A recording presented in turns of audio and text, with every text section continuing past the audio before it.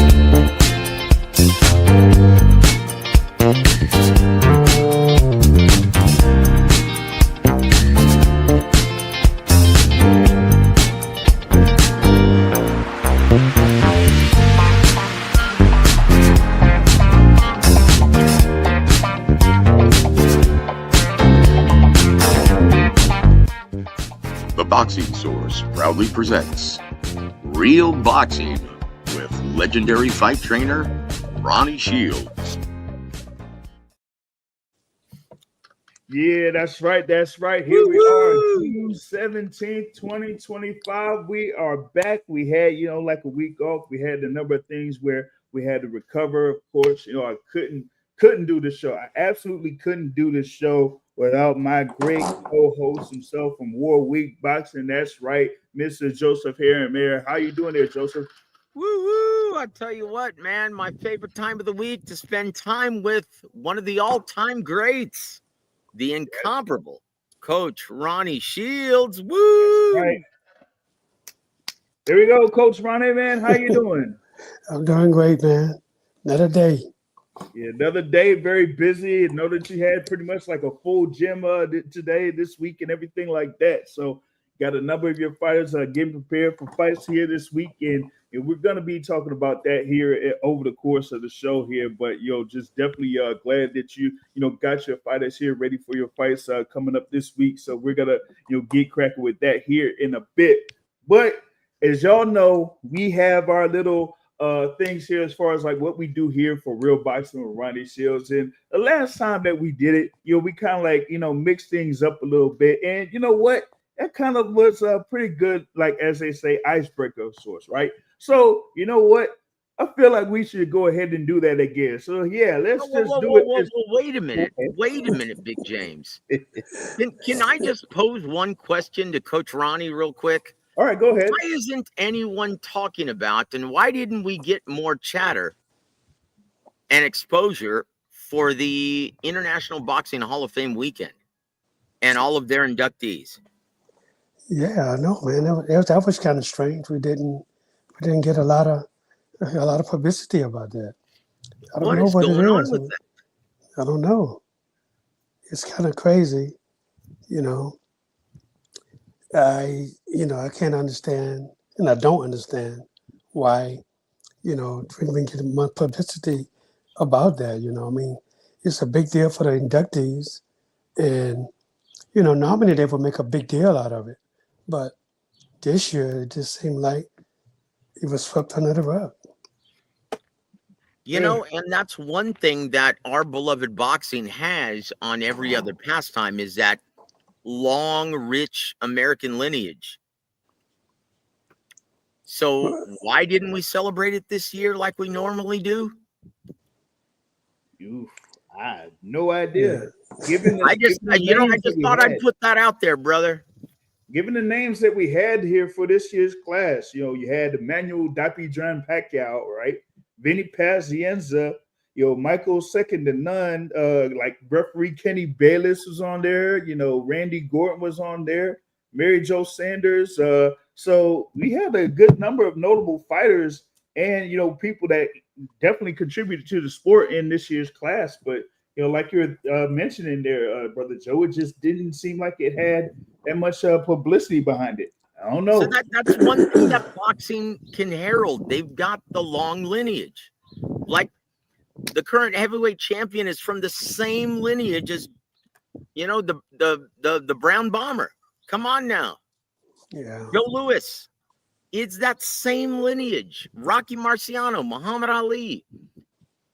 That's one thing we can herald. It's just like you never see baseball not making a big deal out of their Hall of Fame, right? Absolutely.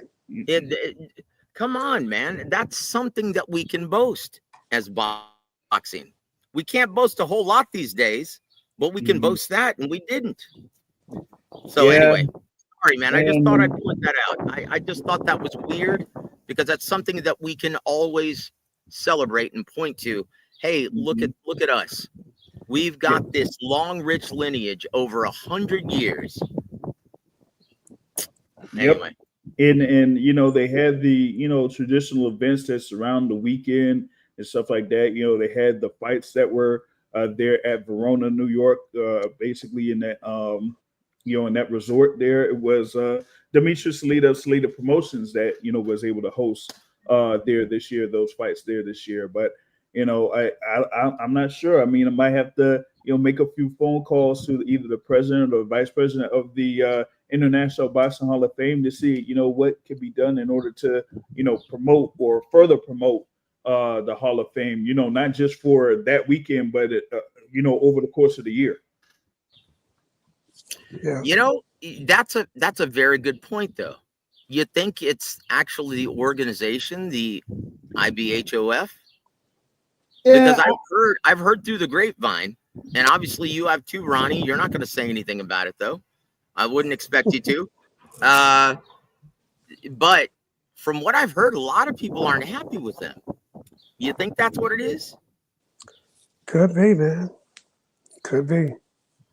Well, I'll tell you what, Big James. Let's move on to something more positive, my friend. My apologies. Yeah, because all I know is I tried to be involved with the International Boxing Hall of Fame and reached out to them, and that was 3 years ago and didn't get a response. So, I mean, let's just go ahead and move forward with this first part of our show here with Real Boxing with Ronnie Shields, and we're going to go with this. Either get busy living or get busy dying, or get busy playing rapid fire Q&A with Coach Ronnie Shields.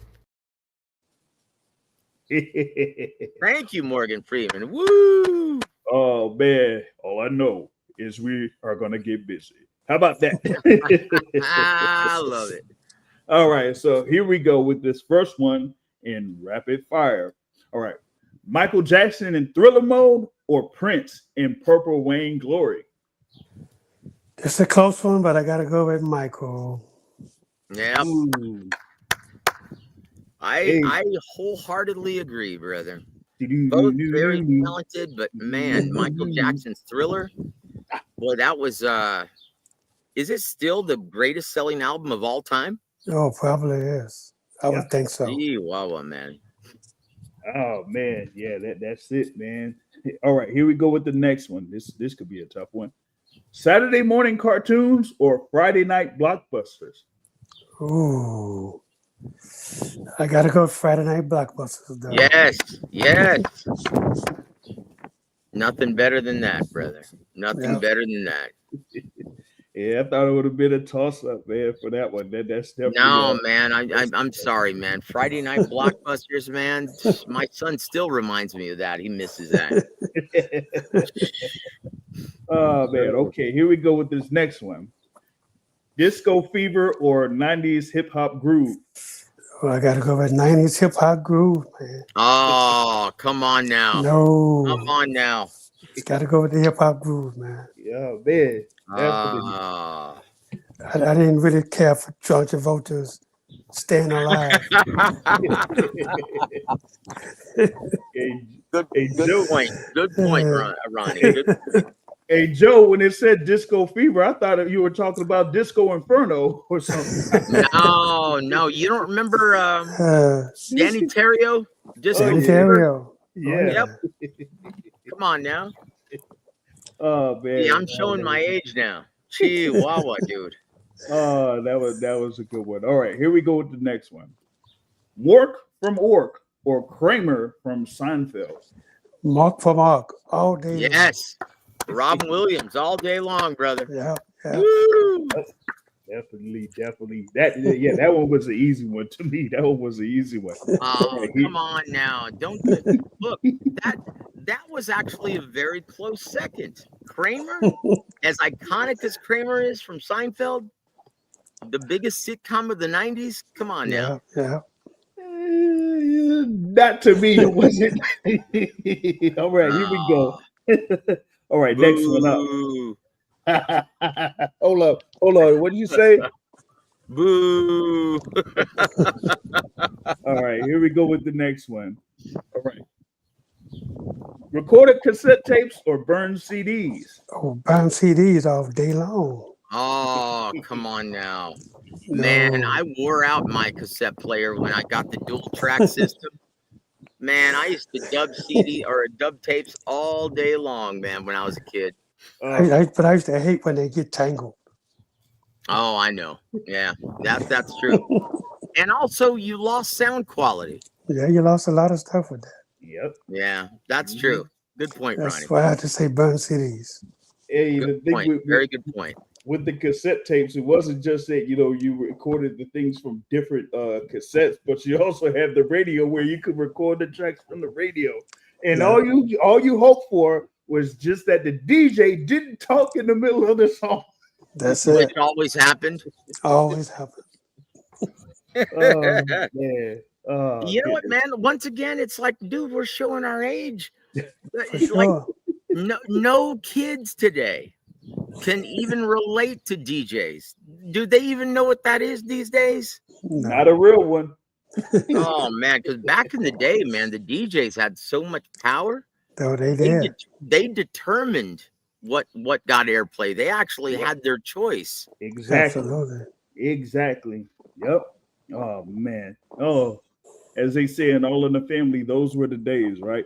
All right. Oh, Here boy. we go. Next one. Miami Vice style or Fresh Prince fashion? I gotta go with Miami Vice style. Yeah, that's they're both bad, but that's Yeah. I have to go with Don Johnson, man. Crockett and Tubbs. Yeah. Oh man, yeah, like the Fresh Prince. I'm like, oh goodness, yeah, that was. You remember though when Miami Vice was popular in the 80s? Oh That they yeah. actually came out with that razor that didn't shave your face all the way, left you with that stubble. You remember that? Yeah. And you could look like Don Johnson. Yeah.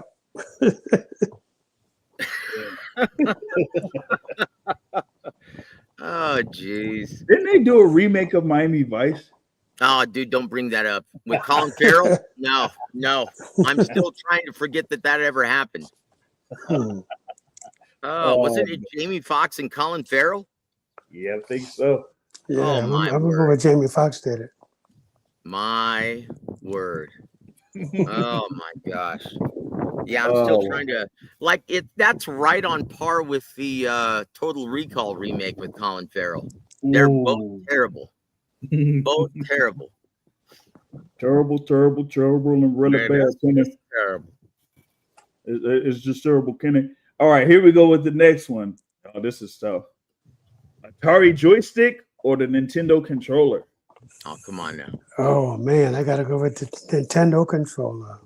Oh, you know what, brother? This is another Jody Watley, man. I know it, dude. Yeah, Dude, the joystick Atari was joystick, okay. It was perfect. It was okay. It was okay. Ah, The jeez. controller was much better. One button and one joystick. That's it. That's all you had to deal with.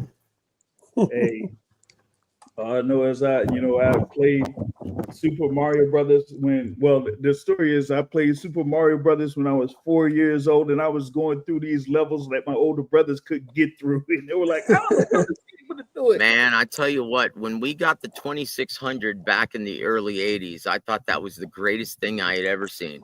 Yeah. I thought, man, we had just hit the jackpot. Now, Man, I'm starting with all of my unpopular picks. I'm starting to feel like Caleb Plant right now. Oh man. Well, okay. Here goes one that might I don't know if it's gonna get Coach Ronnie, but here we go again. All right, here it is. James Brown in the 70s or Sade in the 80s? Oh, you already know. Sade, baby, all day No, Sade. no. Come on. The hardest Oh, working no. man in show business. Come on now. No. You couldn't mess with the sweetest taboo, man. Come on. Woo, boy, look at the time, Coach Ronnie. Gotta go. Oh, Uh, you can Man, I try just and cannot try and win. try, but I love James Brown, but no, oh man. no, not with Sade. Chingao, man. Oh man, that was a good one. He tried to Head to Coach Ronnie. Head to Coach Ronnie. All right, here we go with the Hey, next. isn't this supposed to be a damn boxing show, guys? Come on now. All right. Speaking of boxing, how about this one here for rapid fire? Rocky training montage or the Karate Kid's crane kick moment? Oh, Rocky training montage. I got to go with Rocky.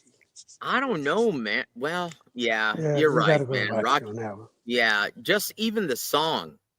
Yeah. The song is so iconic. Gonna fly now? Come on now. Yep. Yeah. Exactly. Yep, exactly. You can't go wrong with that In one. all of cinema, can you think of a better movie montage than the Rocky training? No. I don't think so.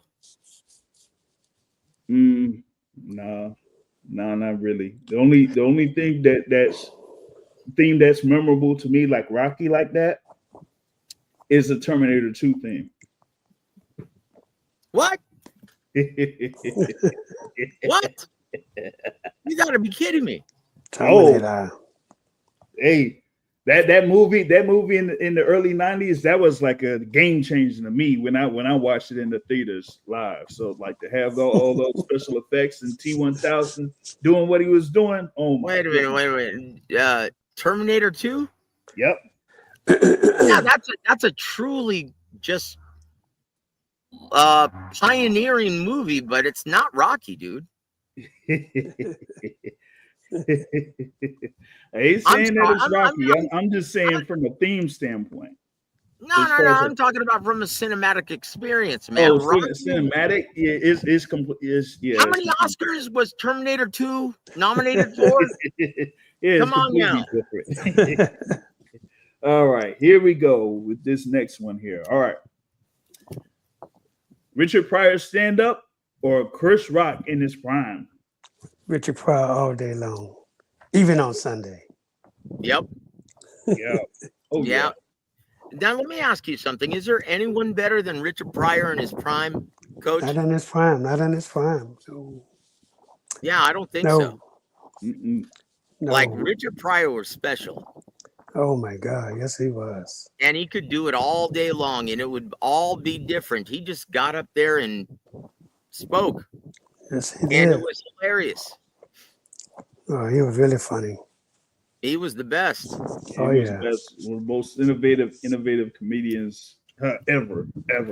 You know, not just with the stand-up, but when he had his show as well. So he was definitely one of a kind. I would say one of a kind, absolutely. I'll say this, man: Richard Pryor show or Flip Wilson? Richard Pryor show. Yeah. I did like Flip. I like Flip too. Flip was hilarious, man. He was crazy. His characters were hilarious, man. His characters were. I think Flip was the first man to dress as a woman, probably. Well, he was one of the first. Was it just me, or didn't you think Flip Wilson looked like Tony D? He did look like Tony D. He did. The mind of Joseph Heron, man. It's not a fun place to be at times. Oh man, there's something. I definitely have to go with Richard Pryor on this one. We got was the sister Denise Ward's here in the building saying good evening to everyone there. And for that first one, she prefers Michael Jackson there. Yeah, I guess you pretty much couldn't go wrong there with Michael Jackson on that. So Definitely was a good set there for rapid fire to start things off.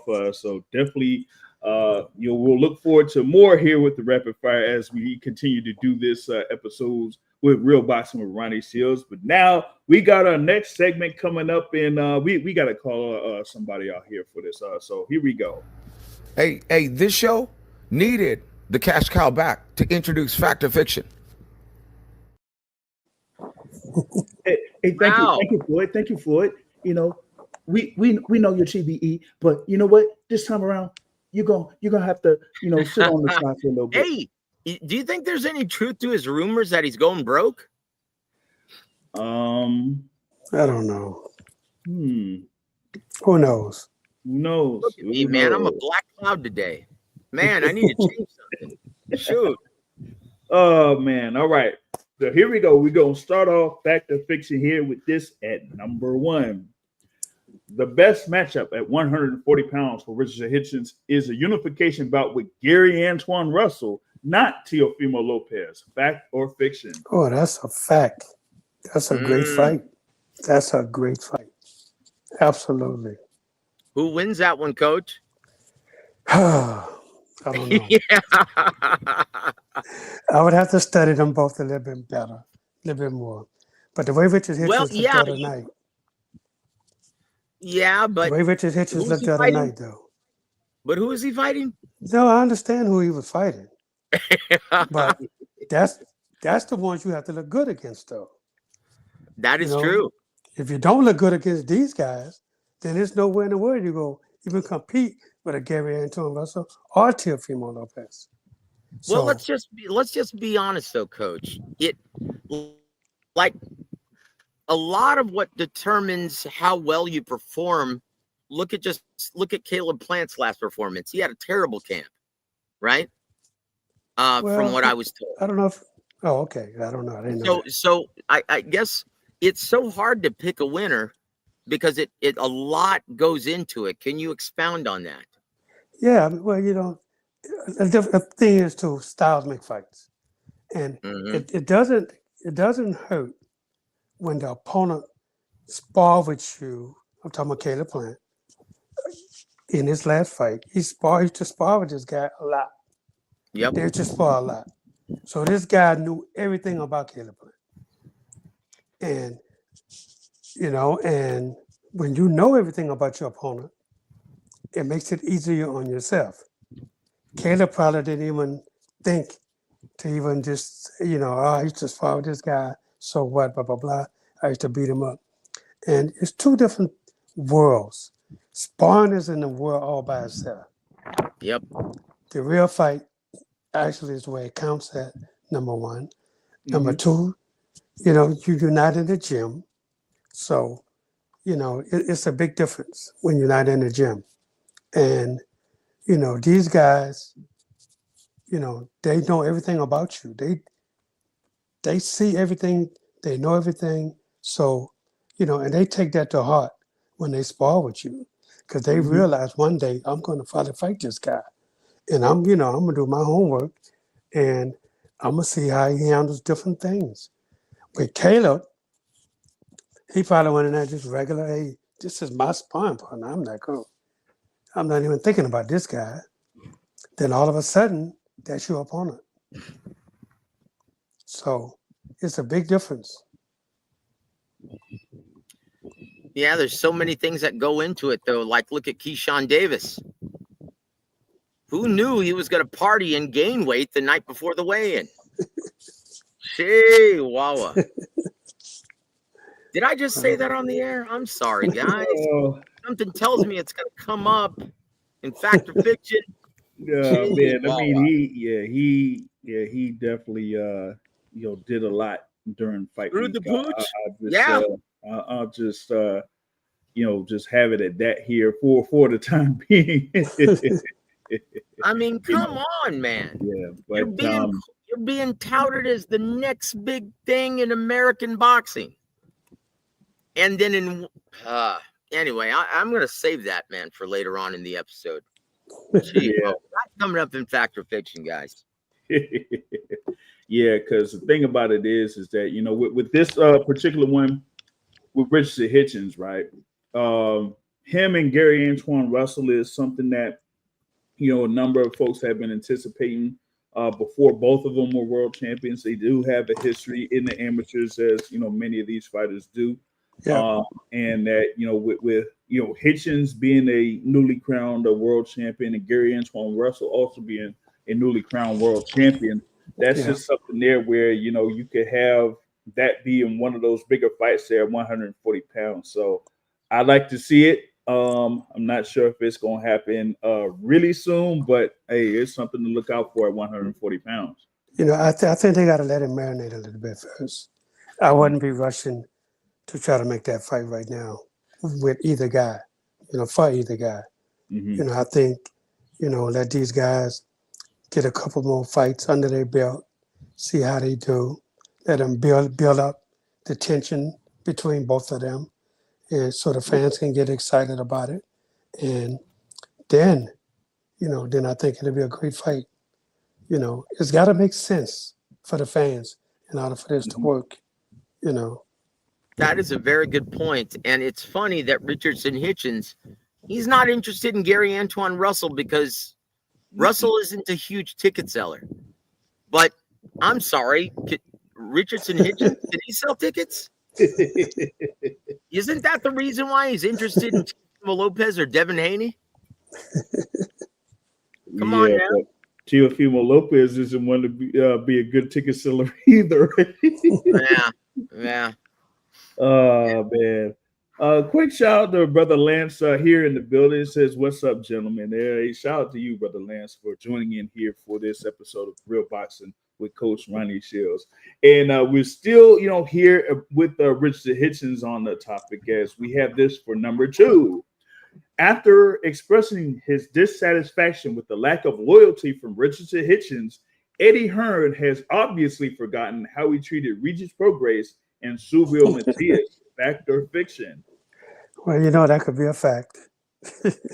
Man, let me tell you something. The boxing world goes in circles, right? Mm-hmm. Because when you do something to somebody else, it's going to come back around on you. Instant karma. It always does, right?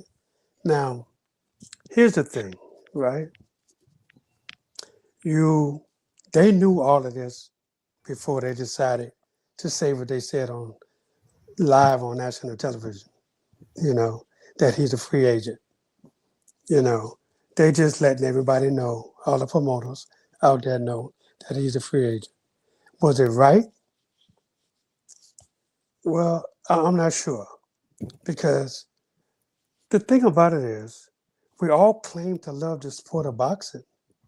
But at the same time, you can't fight your battles in public. Yep. You got to do that in private. Nobody needs to know what your contract says.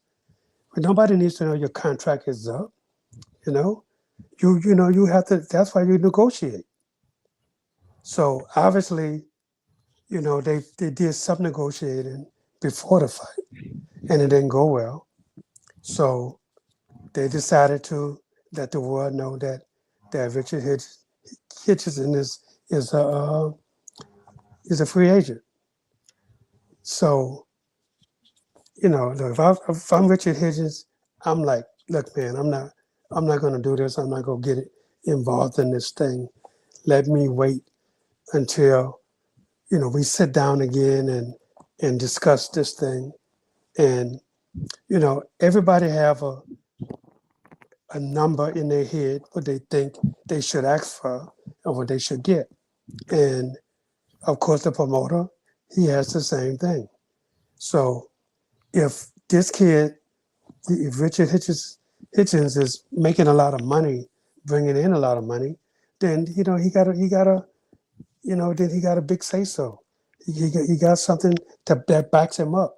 If his numbers are great, then he can ask for a certain amount of money, and the promoter can't turn him down because otherwise somebody else is going to get that. But if his numbers are suspect, then he has a lot against him, and they don't realize that they think they're bigger than what they really are sometimes. Indeed. And I'm not on the promoter side on this thing. I'm not on the fighter side on this thing. But I'm saying is, you got to negotiate what your numbers are. Indeed, brother. Very well said, Ronnie. Very well said. That's your market value. That's what determines it. Your That's it. pay-per-view sales and your ratings, That's your it. ticket sales. And That's if it. neither one of those three are Then you- favorable, then why are you asking for life-changing money? Yep. Come on now. It's like, who do these guys? Well, look, this has been the big knock on boxing, though, to like lately, because this is a sport that's comprised of thousands of sole proprietorships, and each one of them are looking out for themselves. Yep. Who's looking out for the health of boxing, Coach? Nobody. That's Actually, the problem. yeah, that's the problem. They don't care. You know. You have to hit a certain number in order to negotiate.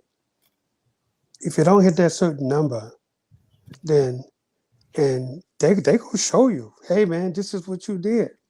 Look and see what you did. Here it is, right here.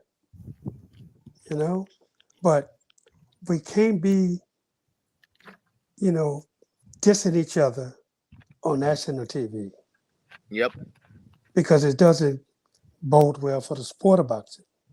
that's Because right. that's going to turn so many people off when they say, well, these guys are fighting on national TV about, he's a free agent and why he's a free agent. That should even come up, Yep.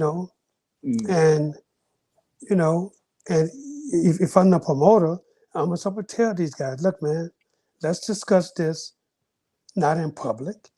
Let's discuss this in private. This is our business. Let our business be. If we can't make a deal, then you go to public and say, hey, we're looking for a new promoter. That's fine. That's dandy. But at least it's not stabbing somebody in the back to try to get a better number. You don't have to do that. Yeah. Mhm. Well, look, in retort to Eddie Hearn's complaint, though, I didn't hear him complaining when Canelo didn't show Oscar De La Hoya and Golden Boy any loyalty. He wasn't too upset about that. Absolutely, because he was next in line. Yep. So you must have forgotten about that, brother. Of course he forgot about that. Yeah. Of course. They all do. They forget about it. But you don't drag your dirty laundry on national TV. That's true. Just leave it alone. Talk. That's what negotiations are for. You can't negotiate in the media. Yep. Yeah. No fights have been made on social media or basically in public. They haven't. And y'all say like the saying goes, you are what you negotiate, but also when you're not necessarily a good ticket seller, then you don't really have that much power as far as like, who you could go to and how much money you could get. In this particular instance with Hitchens, is that he had already been with Mayweather Promotions, for a good amount of time before, fledgling out there, and then being under Matchroom Boxing, he was able to be put in a position to fight for and win the IBF super lightweight title. And it seems like for some, being in that position or working to get to that position isn't enough for them. And they just want to, go ahead and get up and leave. Or in the case of like a Edgar Berlanga, being able to secure a fight with Canelo Alvarez, I guess isn't enough for him. So he's like, you know what? I'll just go ahead and leave and, try my luck as a free agent. But for a number of these fighters, it doesn't necessarily work that way. And for Edgar Berlanga, as of right now, as far as what I'm checking, I don't know if it's working all too well for him here for now.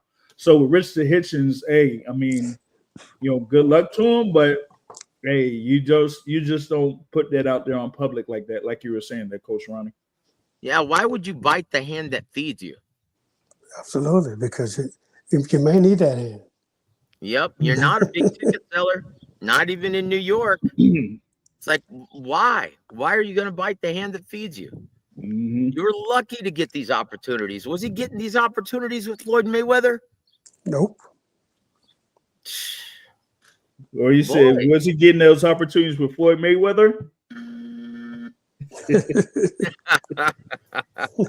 man. Yeah. Shout out to my guy Claymore Rain in the building watching live. Salute Box Source and of course War Week Boxing here and Coach Ronnie Shields. And he says a absolutely diabolical Hitchens showed lack of professionalism there. It says it's a real gamble to play the games that Hitchens decided to play in. Man, you know what I mean? So Well, I gotta say this. Normally fighters don't want to say anything. Normally, and 10-1, it was the manager that told him, "Hey, say that you're a free agent." I believe that. And I know that's what it is. And that's the thing about it. These guys are always looking to to step on somebody's toes, and they stepped on it bad. But what they don't realize is you're stepping on the foot of boxing. That's what you're stepping on. And this is why people are stealing pay-per-view. This is why people are not even watching pay-per-view anymore because of things like this. They don't think so, but that's what's happening. I see so many and talk to so many people. I talk to so many people that, man, I'm just turned off about how these guys act. Yep. How these guys act. Not just just for dissing each other, but how they don't know how to at the weigh-ins. When you're doing the face-off, they pushing each other. Nobody want to see that. We want to see you fight. Simple as that. Build a fight in a manner to where you can respect each other, and that's respecting the sport. You don't need to disrespect the sport because you're fighting somebody. Y'all need each other. You are business partners, and that's the way you're going to act. Yeah, but it's not just at the fight. I mean, you remember back in the day when at press conferences, fighters used to wear suits? Oh, absolutely. Absolutely. Do you remember that? Where they took their role, they took their role seriously as being ambassadors for the sport. They actually cared about the health of the sport and representing it. Absolutely. In an appropriate manner. Absolutely. Yeah, those days are long gone. That's what I'm saying. No one is looking out for the health of the sport. No. Jeez, listen to me. I sound like Dana White. And that is a really, really interesting comment there in reference to the manager, Brother Joe. The manager of a Mr. Richard Hitchens is the same manager for a Mr. Edgar Berlanga and Teofimo Lopez. That's right. So that's probably why he's calling out Teofimo Lopez. Hey, mystery solved. Mystery solved, brother. Oh man, he said, "Hey, the coach is preaching right now." Yep, there you go, man. That's what we have here every week here with every Tuesday, man. Every Tuesday, man. You know what I'm saying? So there we go with that. All right, here we go with number 3. All right, number 3. Shane Mosley is correct when he states Canelo Alvarez is too big for Terrence Crawford, and his mobility is lost at 37 years old. Fact or fiction? Fiction. Fiction. Hey, someone should ask Sugar Shane Mosley how that haterade tastes. And that's what I'm saying.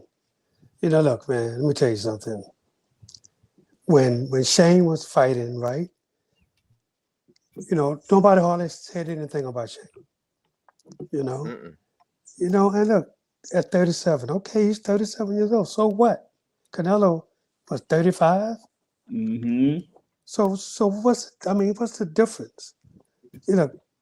Crawford haven't been in fights to where he's gotten beaten up or anything like that. Do he look at the skills of a Terrence Crawford? I mean, come on, man. Terrence Crawford got more skills than Shane could ever wish he had. You know, that's just true facts. That's You true. know, and you know, don't hate on Crawford because he's moving up in weight. Shane moved up in weight. He fought guys. You know, when he went up to fight De La Hoya, you know, so what? You know, a lot of people didn't give him a shot against De La Hoya, but look, he went up there and he won. So why not? You know, Terrence Crawford. Why can't he do that? You I know, guess what he's, you know, Coach, I think I take exception though, where he's saying basically he's implying that the only way Crawford can win is if he uses lateral movement, and he forces Canelo to chase him around the ring. but you know, look, he's trying to say that Canelo this is impossible for Crawford to win. And Yeah, you know, Crawford is one of the most skilled fighters in boxing today. You know, and maybe of all time. it's not about knocking the other person out. You know, look, everybody, so many people picked Errol Spence to beat Crawford. Look, Hmm. you know, it was a whitewash. Yep. You know, and afterwards, oh yeah, what Crawford showed. You know, what you think he's going to do this time? He's going to show you that he is who he is, and to not give him a shot because Canelo is too big. Come on, man, that doesn't make sense coming out of Shane Moore's mouth. Yeah, you would think a former multi-division champion would know better. Mhm. Yes, he's But moved up a few weights. let me ask you this: since you brought up Crawford Spence, can you think of another 50-50 matchup going into the fight that played out to be a one-sided ass whooping like that? Can you think of another one in recent memory? Oh, man, there's so many of them that happens that way. Yeah. It's not just a few of them. It's a lot of them that happen that way. But you know, just you know, I can't think of another one just right now. But I mean, but it happens. You know, I mean, come on, man. He's, you know, saying what he states that Canelo Alvarez is too big. You know, that's like saying, like, uh, who was it? James Toney was way too small to go up and win the heavyweight title. And he did it. Yes. So come on, man. I mean, things like that from experienced fighters like a Shane Mosley. How could he even say that when there's so many fights out there that's contradicting what he's saying right now? Canelo is too big for Terrence Crawford. What about James Toney? They were saying that he was too small to go up to heavyweight and win the title, but he did it. That's true. I mean, Yeah. it's what you know. To me, that's saying that Terrence Crawford don't have the skills to deal with a big man, and he does. Yep. And he's proved it over and over and over. How many times this kid got to keep proving himself? Especially the way Canelo looked lately. Yes. Like, Craw- honestly, Yep. that, you know what, man? Uh, yeah, man, I'm sorry. Right now, I probably have to favor Terrence Crawford because Canelo, yeah, he looks like he can't pull the trigger anymore. Mm-hmm. Did he look good against? Let me ask you something. Did he ever have any problems cutting off the ring and closing the distance against guys like Caleb Plant? Erislandy Lara. Yeah, it's like, Austin Trout. no. I'm No, talking what? about this version of Canelo. Like when he added Wait, that new wrinkle of hold cutting up. off the ring and closing the distance. We can't Oh, hear we Coach. can't hear you, Coach Ronnie. Hold up. You able to hear you, Coach Ronnie? Hello? Hello? I don't know what happened. It just like the audio went out for him. Yeah, we can't hear you. I don't know, man. Hopefully you don't have to go out and go back in, come back on because we can't hear you, Coach. Yeah, can't hear him at all. we'll see if we could like rejoin, and then we'll see if we'll be able to hear him on it. But Send him a text, James. yeah, I'll see if we can do that. So the thing with Shane Mosley is, right, this is the same guy that was a former lightweight champion. I can hear y'all back now. Oh, All right, there it there we is. go. I can hear you now. There we go. Shane Mosley is a former lightweight champion that went up to win titles at super lightweight, welterweight, and super welterweight, and yet he's saying what he's saying here about Terrence Allen Crawford. I mean, that's kind of weird to me that we would bring that up. The second thing is like I was saying with Canelo Alvarez, his last stoppage win was against Caleb Plant in 2021. He hasn't been able to finish off the opponents that he's had since then. While being there at 168 pounds, and it's not like he's started his career at 168 either. He came from a smaller weight himself, so Yes, he me, did. it's more about the overall skill level and how they match up, and given the mobility or lack thereof, they're from Canelo Alvarez. I feel like that is what does give Terrence Crawford a shot, and he doesn't want to lose at anything. I'm telling you, it doesn't matter if it's tiddlywinks, wrestling, video games, dominoes.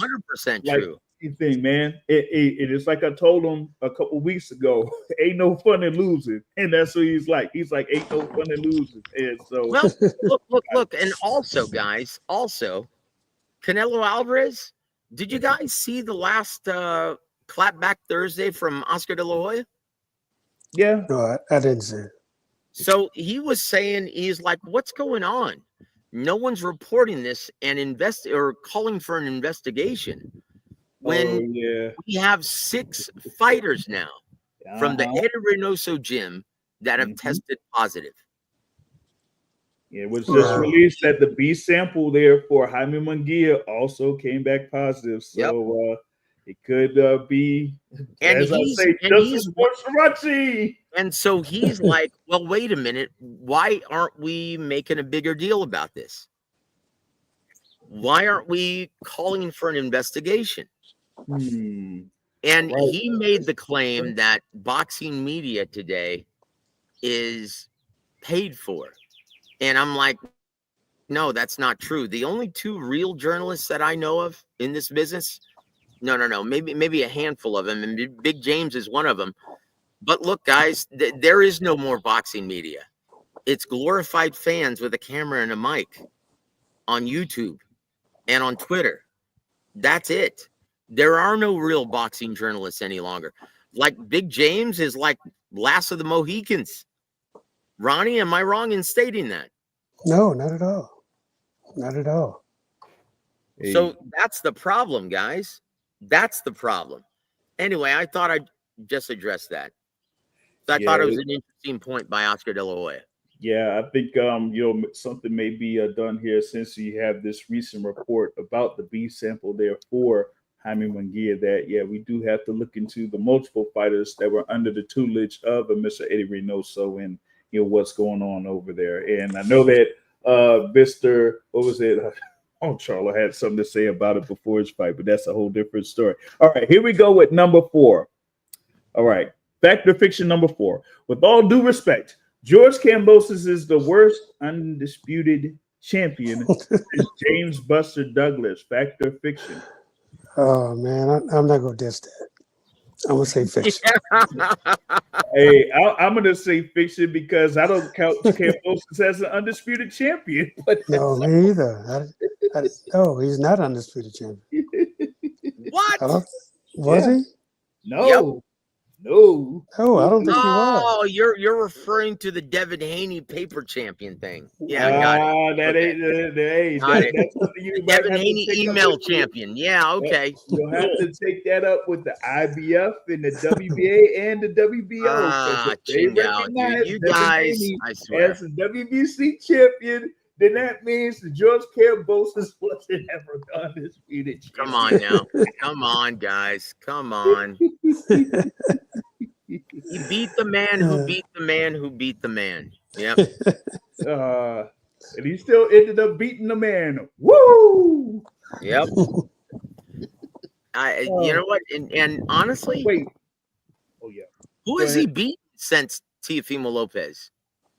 There's 2 losses to Devin Haney. One, what was it? A majority decision win over Maxie Hughes. Well, that was Stoppage dubious. loss. Yeah. A stoppage loss to Vasilomachenko. A unanimous decision win over Jake Wiley, and this fight against Richard Hitchens. So, yeah. There you go. Yeah. Yeah, let's move And on, even man. and I, even I, before that, right? I had forgotten that's how Evander Holyfield became undisputed champ. So my apologies there, Ronnie. And remember, before his fight with Teofimo Lopez, he had a couple of split decision wins over Mickey Bay and Lee Selby. Lee Selby. Yeah. Oof, my goodness gracious, man. Yep. I mean, I guess we may not hear much. Well, I wouldn't say that we wouldn't hear much from George Kambosos because there's never an instance where we're not going to hear much from George Kambosos. But as far as like him being among the top in the currently the super lightweight division, you won't have to worry about that. No, he's done. Yep. Yeah. He so should be.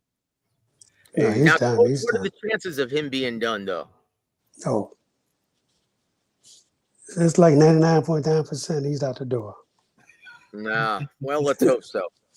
yeah, we'll Hey. see. Well, I Only tell you thing what, I though, see man, from he's him made the is most of his career. That's for sure. Only thing I see for him is maybe he has a all Australian slugfest with Liam Powell, but I doubt that even happens. So we'll see. That's a good fight on the way out for him. Yeah, In it could be. Australia. Yep, it is. It is. Yeah, Shout out to that's a good retirement fight for him. him. And shout out to my guy here, of course, one of the longtime panelists of the Boxing Source podcast. That's right, the boxing academic here. And he also asked, was he really undisputed? Yes, he was. Oh, man. Okay, here we go. We're going to move forward with number 5. All right, here we go with number 5. Brian Norman Jr. will be upset by Jin Sasaki and lose his WBO welterweight title. Fact or fiction? Fiction.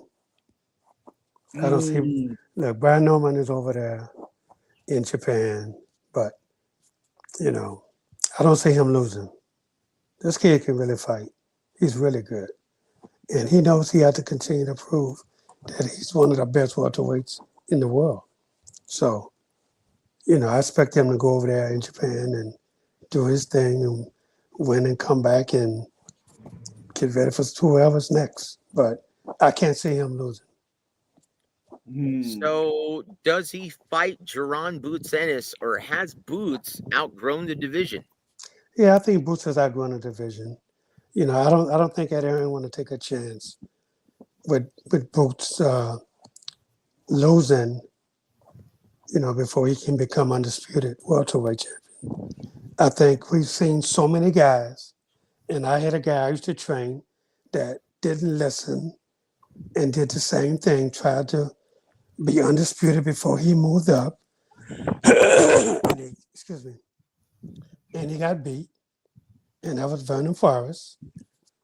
We tried to tell Vernon go up, fight De La Hoya, get the biggest fight out there for De La Hoya. But he wanted to become undisputed welterweight champion. I'll tell you something. That's a jinx. The welterweight division is a jinx. I'm telling you, when you're trying to do that and you go and you try to be undisputed, before, then move up as the undisputed champion, leave it alone. Move up because you can't make the weight, leave it alone. Boots, go up to 154. There it is. There it is. Well, I mean, you'll have yet to hear from Jaron Boots Ennis. That has been the talk over the past few weeks. For him, given that the landscape of the 147-pound division, and also with him being at 147 pounds since the beginning of his career. And Yes. as you said, it once the longer you're in, the tougher and tougher it is to make 147 pounds. And so, he basically has said that, yeah, it's really getting tough to, go ahead and make that 147-pound weight. And he would have to wait at least until maybe October or November to potentially face either one of those world champions to unify again. So I wouldn't go through with it either. So props to him. You'll go ahead and lean towards going after those 154-pound fighters, because there's a lot of fights out there at 154 pounds out there. Absolutely. So you have that. All right. So with that, we're gonna kind of like have, as they say, an intermission of sorts here with the Fact or Fiction, because we got, of course, one of our other segments here that we have on Real Boxing with Ronnie Shields, and that is this. Maybe, just maybe, it's time for Coach Ronnie's Top 10. Bing! Yeah. Thank you very much there. Bang! Woo! All right, so here we go with this first set for the top 10. Here we go with Coach Ronnie. You're going to go ahead and read these here with the countdown. So here we go with this category for top 10. Top 10 mythical matchups in the last 40 years. All right. Wow. So here we go with this one. We're going to start. Here we go with number 10 here, Coach Ronnie. Bernard Hopkins versus Grenada Golovkin at 160 pounds. The executionist mind games and inside roughness style face off against Triple G pressure, chin, and power. Oh, that's an easy one, man. Bernard Hopkins wins this easy. Prime for prime. B-Hop wins it easily. Absolutely. Wow. Absolutely.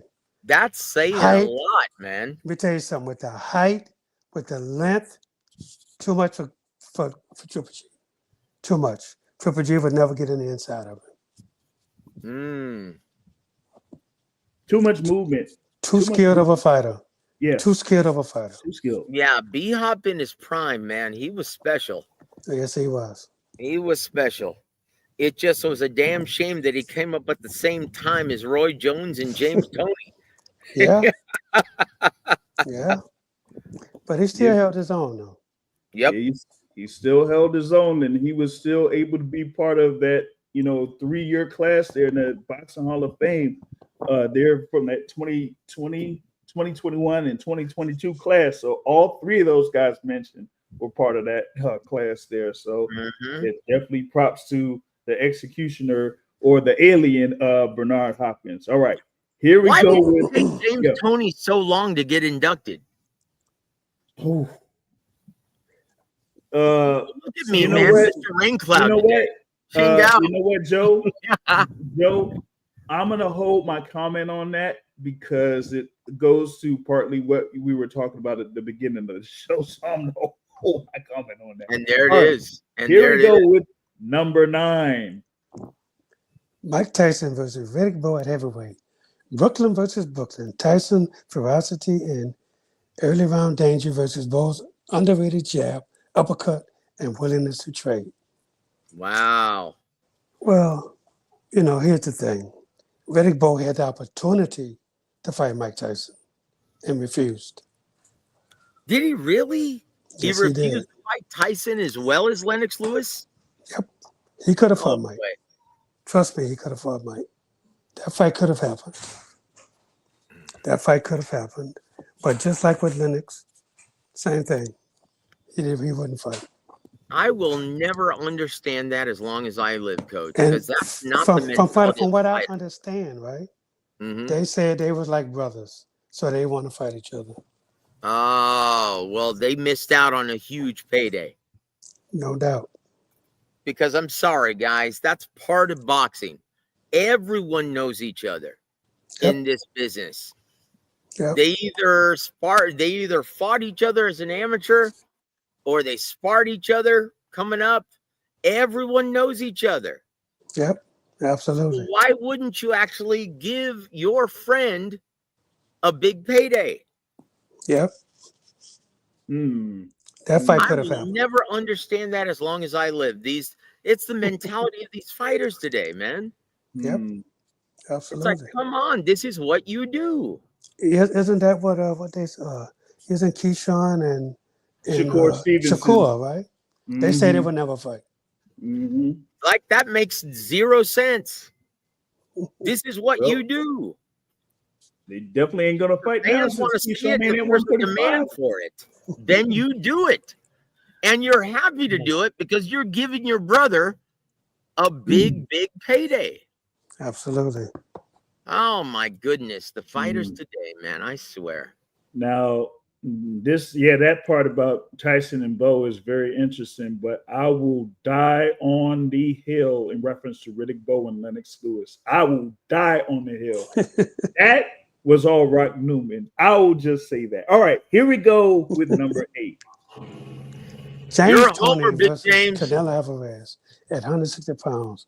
Old school Philly chair versus modern Mexican defense. Tony's counterpunching and head movement against Canelo's tight guard, timing and body work. Yeah, this would have been a good one, but I would have had to go with Tony at 160 Of course. pounds. Absolutely.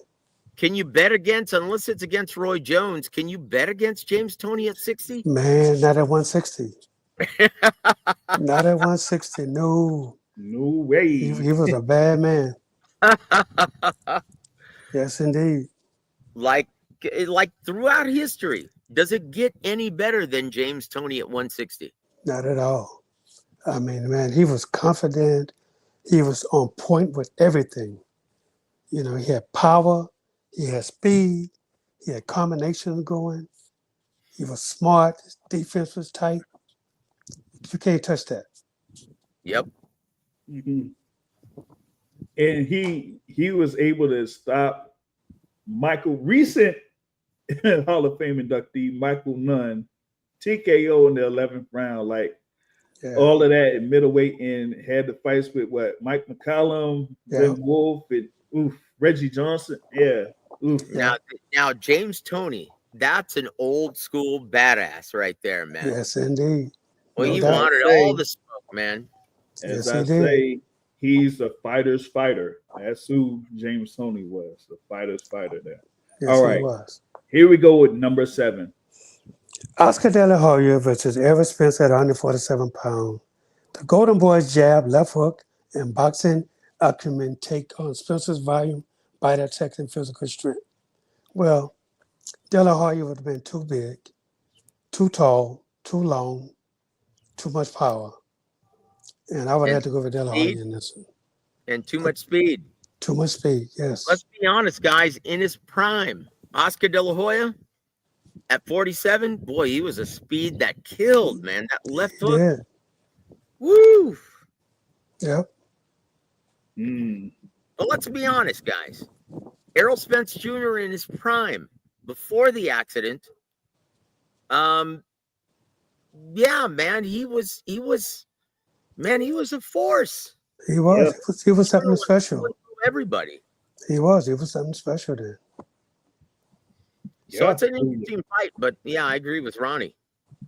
De La Hoya was special, man.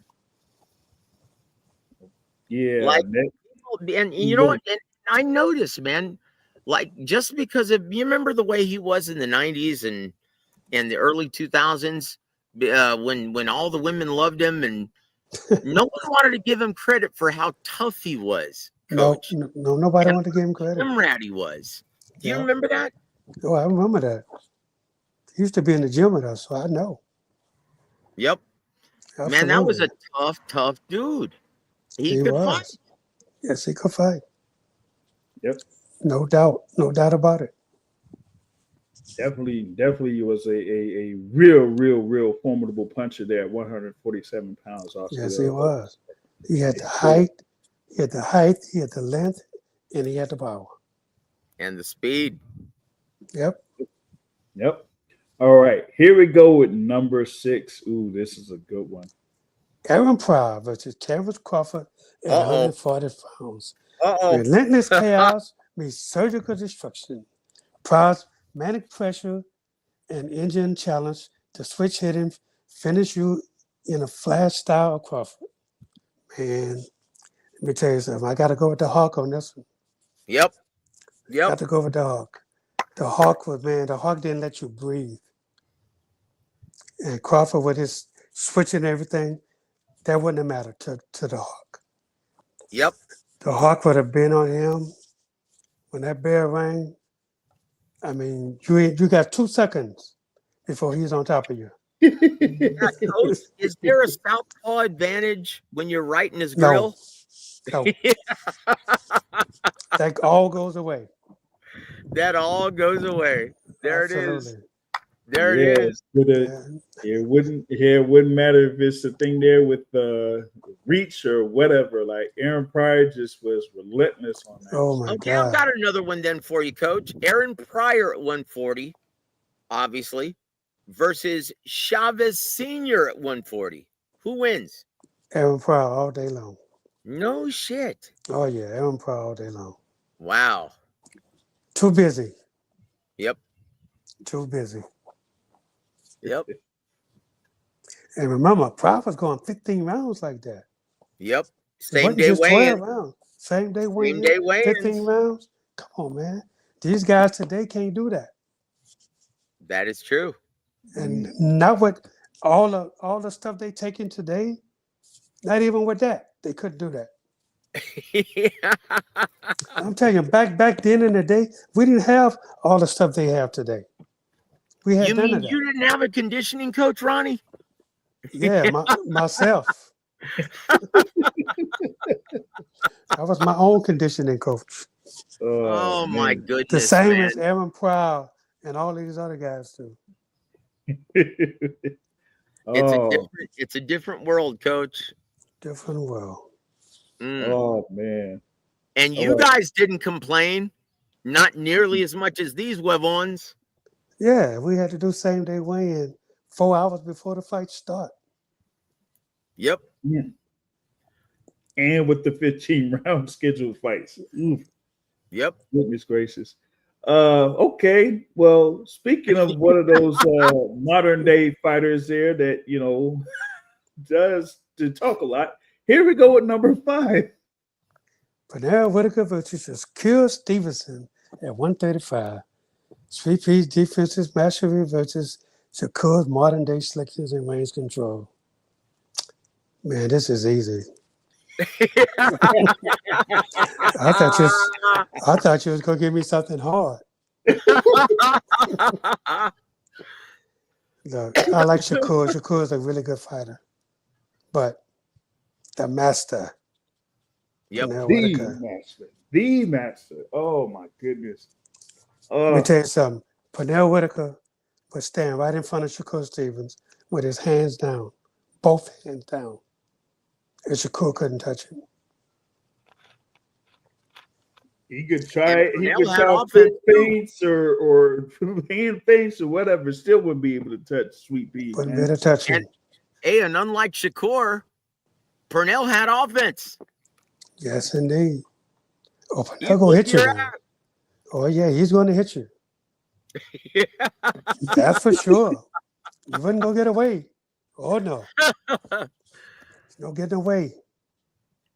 No getting away. Man. Just go back and look at when he fought Oscar De La Hoya. Oh, whew. Oscar must have threw about 15 punches at him and missed every last one. In the second round, I'll never forget it.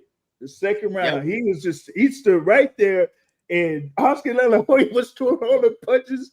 Pernell Whitaker was just slipping, sliding. Couldn't touch him. Didn't even touch him once. I'm like, oh my God. That was just insane. Ooh, my goodness. And go back from Pernell for the Zuma Nelson. Oh. Pernell was damn near on his knees, slipping. Yep. Ooh. And Azuma Nelson's a Hall of Fame badass. Yes, he is. Mm-hmm. So is Oscar. Mm-hmm. Yep. Oh, man. Goodness, man. Pernell, man, like I said, I was a fan of his when folks were talking about the Oscar De La Hoyas and the Roy Joneses and all of that. I was like, nah, Pernell Whitaker was the guy. At least to me, he was the guy. He was. So no doubt. Yeah, that was my thing. All right. Now, might I remind all of you guys, before you start mentioning Roberto Duran and Pernell Whitaker, guys, this was just mythical matchups of the last 40 years, okay? Come on now. All right. Here we go with number 4. Tyson Fury versus Lennox Lewis at heavyweight. Two giants with vastly different styles. Fury's movement, jab, and unpredictability tested against the fundamentals and thunderous power of Lewis. Lennox Lewis will knock his ass out any day of the week. Well, look, yeah, it's impossible to argue. It's like Lennox was special, and he was in a much better era. Yes, he was. Lennox had real fighters in front of him. Yep. So wait a minute. What are you saying about Deontay Wilder now, Coach? Lennox had real fighters in front of him.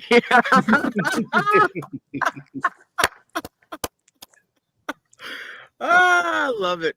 Oh man. No. He's absolutely right.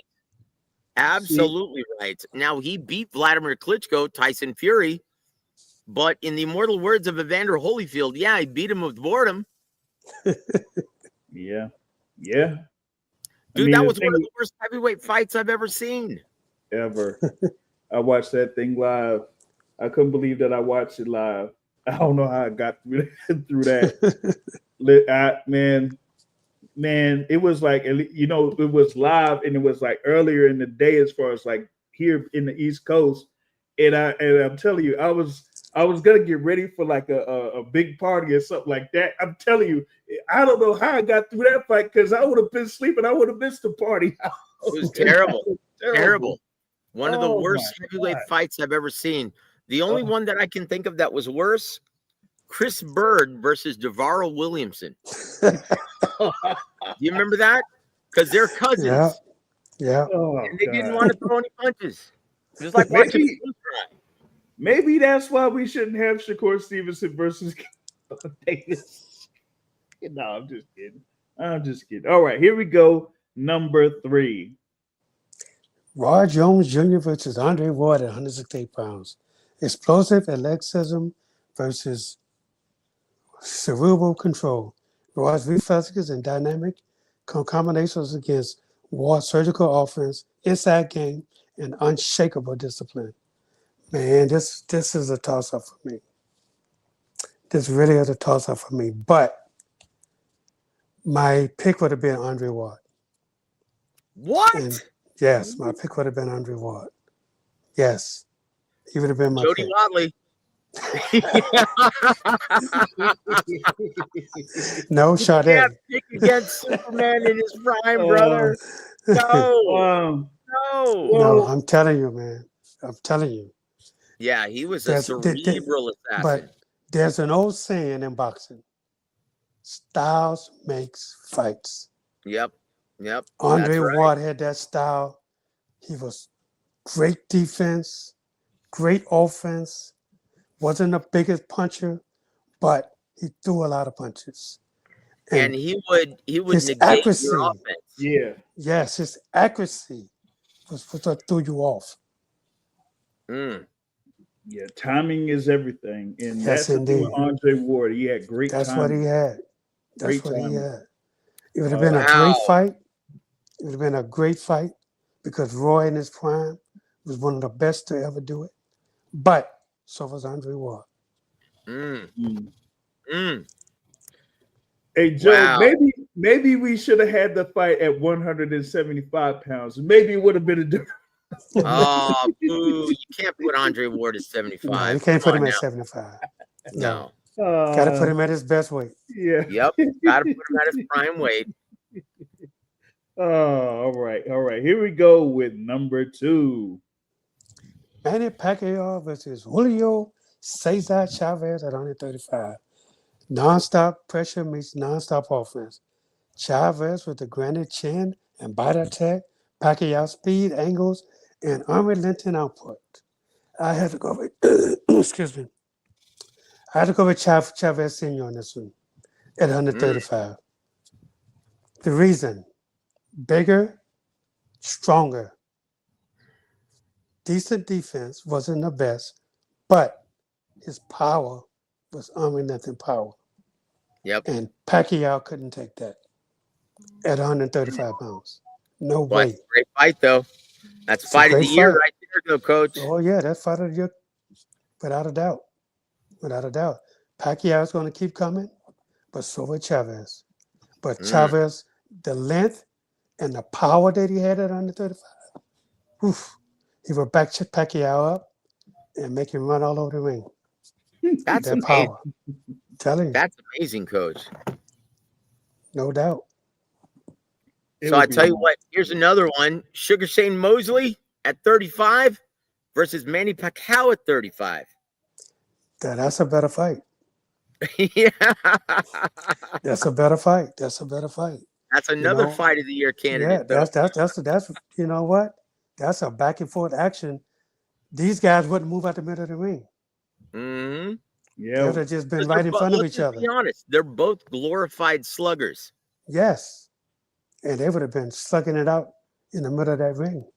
Woo! Oh, what a great that would fight. have been a hell of a fight. Would have been, much better than what happened in 2011. Now I got this one. Now I got this one, Coach. Manny Pacquiao versus Aaron Pryor at 140. I still would have to go with Aaron Pryor. Too strong. Too strong. Pryor know how to wear you down. Pryor hit you in the body. He's going to hit you in the back of the head. He's going to hit you on the ear. He's going to hit your ass everywhere to get you out of there. Oh, and don't forget, especially if he has that Gatorade with the mix. There you go. The one-eye mix. That's right. Give me the one-eye mix. The one with the mix. That's it. That's right. Oh man. That definitely would be another good matchup there with Manny and Aaron Pryor. No doubt. Here we go with number one mythical matchups here. Here we go. Floyd Mayweather versus Vasily Lomachenko at 130 pounds. Chess match between the two of the most elusive and cerebral technicians the sport has ever seen. True that.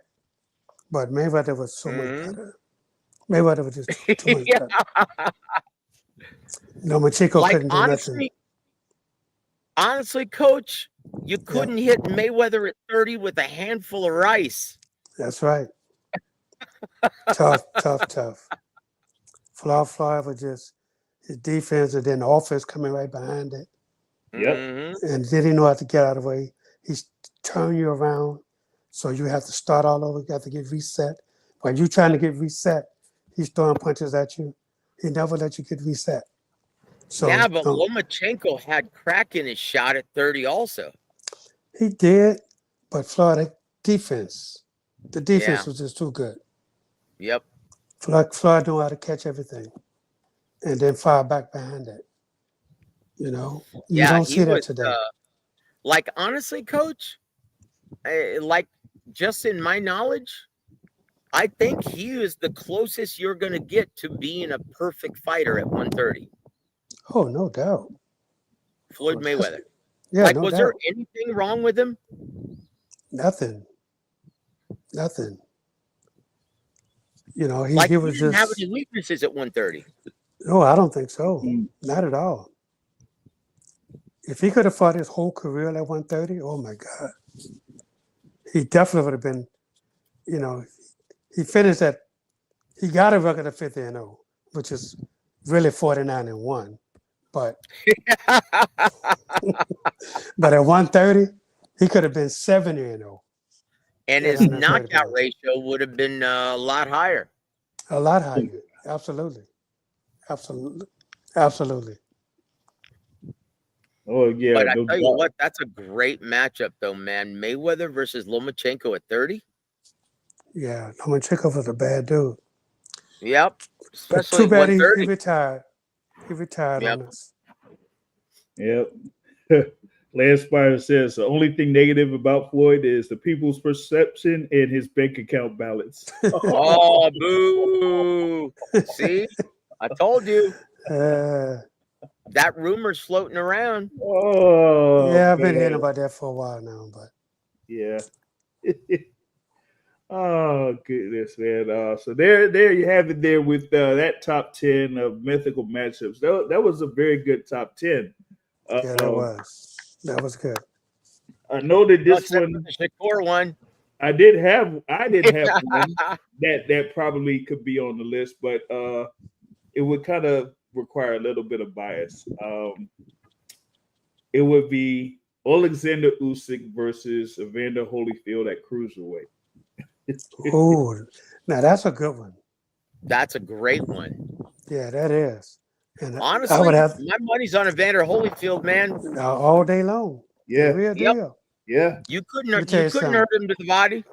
Nobody could touch him if at a cruiserweight. Yep. Nope. Couldn't touch him. Yeah, I think he should go down as probably the best cruiserweight ever. I agree. Yep. Agreed. Especially in this era now. Let me ask you something. Why don't people regard David Hay more highly? Why isn't he more highly regarded at cruiserweight? You know what? I don't know, to tell you the truth. Because he was special at cruiserweight. He was a really good cruiserweight, but I don't know. He, it could have been overshadowed when he moved up to heavyweight. Is it because he fell off the cliff so dramatically? Yeah, like he absolutely. went from being an elite fighter to being, nothing special. Yeah. But That's it happens. You use PEDs, guys. Yeah, it happens. Yep. Did I just say that? Oh man. That's the thing, man. Those matchups were great, and got a good explanation for each one of them there. So that just says, hey, that we could have had like a whole lot of great fights to talk about as far as like mythical matchups, and we could mix and match with a number of those fights within. I got last mythical matchup at 140. Manny Pacquiao versus Kostya Tszyu. Oh, now that's a good one. But you know what? I'm gonna have to go with Kostya Tszyu though. Hell yes. Because Kostya Tszyu, man, he was a badass. He was a stone cold killer, Coach. Yes, he was. Mm-hmm. That right hand. He was. Oh yes, boy. Indeed. Yeah, he hit you with that one. It's over. Yep. He had the one-hitter quitter at 140. Yes, he did. Yeah, like even in the amateurs. Do you remember even in the amateurs? He was knocking people out in the amateurs. Yeah, he was. Yeah. Mm-hmm. Absolutely. Joe, I would have said Kostya Tszyu against Miguel Cotto at 140, which I thought. Man, well, look, I'll say this. If Miguel Cotto had problems with Ricardo Torres, he'd get his ass torn to the bone against Kostya Tszyu, man. Come on now. That all right. Man. We got another one here in the chat. Well, actually, two. Someone just brought it up. But shout out to L Dub Boxing in the building. He says Terry Norris versus Jermell Charlo at 154. No, I gotta go with Terry Norris. Come on Too strong. Too strong. Come on now. Too strong. Strong. Dante's boxing talk brought up Winky Wright against Terry Norris there. So that's actually a good fight. Yeah. Winky Wright had great defense, a great jab. Yes, he did. That's a great fight. Yeah, that would be a good matchup there. Yeah, that's a toss up on that one. Yeah, for sure. All right, so now since we had one segment here, the first half, so we're gonna go with the second half. So yeah, we do have to bring them back here once again.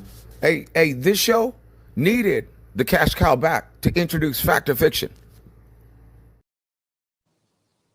Hey, at least we're thankful that we didn't have to, pay him a little bit more money in order to No, that's the only reason why he did it, because he needs the money. Oh man. Okay. All right. Woo! Here we go with number 6 in Fact or Fiction. The Wilder Herndon pay-per-view numbers will rival that of the Haney Prograis pay-per-view, as in no demand, no purchases. Fact or fiction? That's a fact, man. That's You a know, this fact. is a problem. Yeah. This is a No. problem, Coach Ronnie. First of all, Deontay ain't fought in 2 years, Yep. and Hernan, who is he? Yeah. So why pay for that? Who gonna pay for that? Nobody's No gonna one. pay for And that. this is a problem, though. If two guys insist on fighting and a promoter really wants to stage it, if he doesn't get a big network to actually pay the licensing fee, he's going to put it on pay-per-view out of necessity, but fans don't view it that way. No. They look at the matchup and they go, well, wait a minute, this is not a pay-per-view fight. It's not. Right? But it's on pay-per-view out of necessity because no network wants to pick it up. Yeah. That's something that fans need to understand about that. It's on pay-per-view out of necessity. Yep. Yep. But then again, it's not going to make any money. It's gonna lose a lot of money.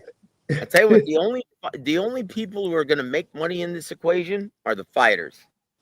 That's it. That's it. And Hopefully. yeah, that's a good word. That's a good word. That's it. That's the word right Hopefully. there. That's the word. You know, because here's the thing, right? You gotta kind of sort of judge it on who's gonna buy the pay-per-view. So you gotta figure, they hoping that Wilder's name is still there to where people say, well, just let me see what he got left, But I see more steals in this one than anything. Oh boy. If that. Oh geez. People might not even steal it. I think it'll probably be as lucrative as Adrian Broner versus Blair the Flair Cobb. Blair the Flair. Woo! Yep. How many did that do? About 20,000, maybe? If that. Maybe 2,000. Well, all I can say is I was one of those 20,000. 2,000?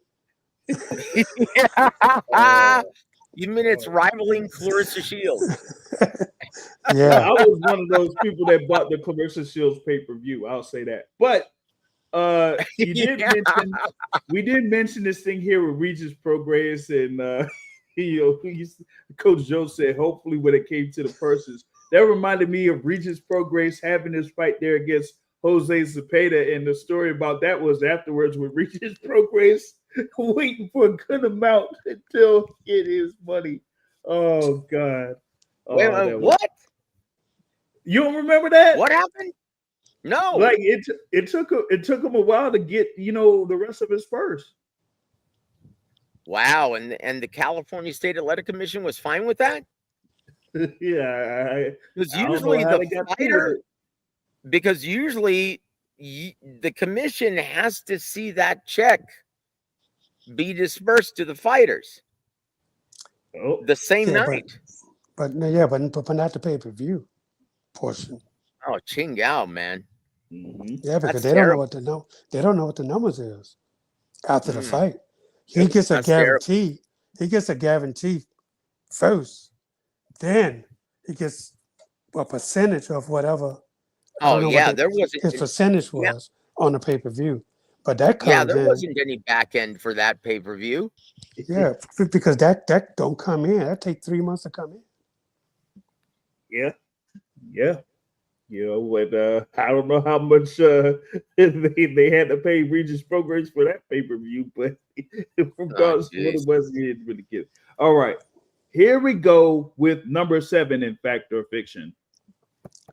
Expect Devin Haney to call out the winner of Mario Barrios versus Manny Pacquiao in July. Fact or fiction? Well, that's gonna be a fact. He's calling out names, but doesn't mean anything because he's calling them out. Hey, what Turkey said? He ain't fighting. We're not ever putting him on again because unless he fight in a 10-by-10 ring. And there it is. So, do you Oh see man. the official size of the ring for Canelo Crawford, Coach? I know it's small. It's going to be 18 by 18. Oh, that's pretty big. Well, that's, Oh, 18 by 18 is pretty big. yep. Well, it's definitely not the shoebox that Andy Lee fought Chavez Jr. in El For Paso. sure. Nope. Holy Sure shit, not. that was 15 by 15. Oh Yeah. my goodness. No, that's small. That's nothing. Dude, Yeah. when I mean, the ring I could announcer put my was, hand, I could spread my hand and touch both ropes. yep, Oh, talk sounds like about a home phone cooking booth to me, fight. brother. That's what that was. Boy, But that, Emmanuel was pissed at Dickie Cole that day. yeah, I bet. Boy, To I to remember. I allow was that to working with happen, Emmanuel at the time. to allow that to happen, 15 by 15. yeah, that's nothing there, man. That's oof. You ain't got no choice but to fight. There's nowhere to Yep, run. yep. Oh man. Yeah, there's But nowhere to go on that front. 18 by 18, that's a pretty big ring, though. Yeah, it should be about a good. That's a good size ring That's there. good. Yeah, that's good, man. Because, the ring in my gym is 18 in the inside. Yeah. Yeah, but usually championship fights are 20 by 20. Some, yeah, some. The majority of them probably. Yeah. But hey, I mean, if you bring it back to like 18 to 18 for like all of those fights, and hey, maybe they could, and do some more action, or maybe someone Oh, eventually breaking trust down. me. Whatever. 15 by 15, you're going to have hell of a lot of action. Yeah, that is true. There ain't no You're going choice. Hey, you know what? you're going Coach to have Ronnie, somebody sticking their problem head out the solved. ring. Problem solved, Coach Ronnie. 15 Yeah. by 15, brother. Oh man. There'll Yeah, be a lot of cancellations. ooh, that could be true there. Oh, Definitely with that. A jeez. lot of cancellations. All right. Well, Here wait a we minute. You mean they're not making enough money to be competing in a 15 by 15? Let me see. Chingo. Life over money. Let me see. Let me think. Oh, stop it, Coach. Come on now. Dude, that's dirty Uh, pool right there, brother. I knew you were going to trump me with that, uh, man. Damn, dude. hey, it depends on who the fighters are, man. I knew it as soon as it left my mouth. I'm like, oh, I shouldn't have said that. oh Uh, goodness. All right. Here we go with number 8. Johnny Nelson is correct when he predicts that Alexander Usyk will stop Daniel Dubois again in their rematch on July 19th. Fact or fiction? I'm gonna say fiction, man. I think Yes, Dubois is gonna win this fight, man. I do too. I do. I really think he's gonna win. I think the first time they fought, when he really won by knockout. Yep. Yep. Way to And go, they took, Coach. I really believe, I think he's confident enough right now to understand that he's the better fighter. And if he can go to that body like he did before with a different referee, I think he'll be good. But I And really, speaking of which, have you seen Usyk in the gym lately? I don't know if it's just the beginning of camp, but he looks old, Coach. yeah. This is prime time for Daniel Dubois to beat this guy. Yeah. Like, I know Usyk is an all-time great, right? You can't take He anything is. away. No. All-time great. He's a cerebral predator. But, man, everyone gets old. Yep. It happens. And he's looking old right now in camp, if you've seen any footage. Let me tell you. He looks the thing old. about Dubois right now, he's so confident. Yep. He is so confident that he can win right now. And that's going to be the difference in the fight, I believe. He understands what happened the first fight. But I think this fight, and I really like his corner man that he He got Don this, Charles. John Charles. You know, he's brought something to him that he didn't have before. And that's going to be the difference in the fight. I really and truly believe it. Yeah. I think he might take the nickname of one of the fighters that he lost to in Joe Joyce and be like the juggernaut in this rematch against Alexander Usyk and just get through a number of punches to land his own. And he knows that he could hurt Alexander Usyk. So yes, I think he's going to be able to take a couple here's of those also the X factor, guys. Here's an intangible that no one's talking about. You can't get in Daniel Dubois' head. No. He's got that autistic power there, man. It's like he does. Nothing phases him. Nothing. And that like I could see it. That really got to Anthony Joshua. Yep. Before the fight, you can't. Nothing phases Daniel Dubois. No, nothing at all. It is like the different type of nothing phases Daniel Dubois. That's the funny part about it. That's true. And no, I'm not knocking him or anything. It's just nothing phases him. I know. Yeah, nothing phases him. Come on, man. Let's go. Hey, let's go. Come on. Go. Yes, I'm ready. I'm ready. Shout out to the Boxing Academy. He says bodywork needs to be his first, second, and third plan. Watch Ward Kovalev and get to work. Absolutely. No, that's a perfect example, Boxing Academic. That's a perfect example. Yes, it is. See, that is why they call him the Boxing Academic. No, just had to put that in there. Right on, brother. Oh, man. All right, here we go. We got a couple more left here. Number 9, Turkey Al Sheikh should put together Jaron Ennis versus Virgil Ortiz in the co-main event of Canelo versus Crawford. Fact or fiction? That's a fact. But, you know, they're talking about this fight. They've been talking about this fight. So, but, you know, I don't know. But it's not going to be on this card. I don't see it happening on this card. I think Boots would move. If Boots go up to 154 pounds, I would expect him to fight a lesser opponent than Virgil Ortiz right now. And then he can't sit back too long. But then you got to put him in. But I think maybe one fight, then Virgil Ortiz. That's a very good point, Coach. You want to get acclimated to the weight division. Absolutely.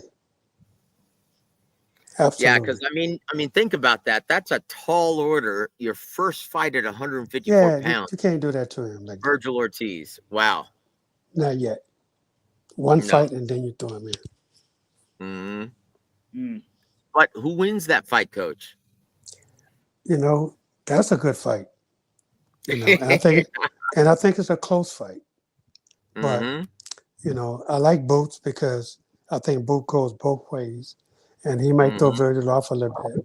So I would have to definitely go with Boots on this one.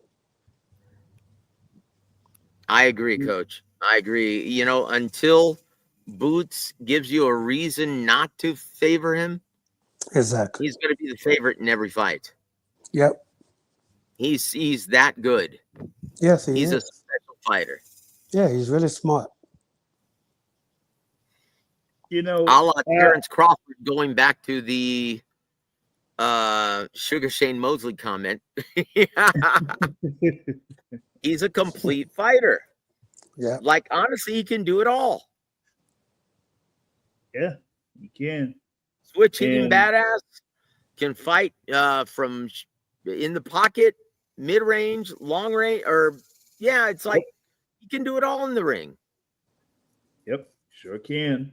Sure can. And definitely looking forward to seeing what the move will be for Jaron Boots Ennis at 154 pounds. And actually, I really would want to see Virgil Ortiz against either Boots or Iomanis Sanionis at 147. We could have had that fight between Virgil and Iomanis Sanionis at 147, but never really got it. 3 times.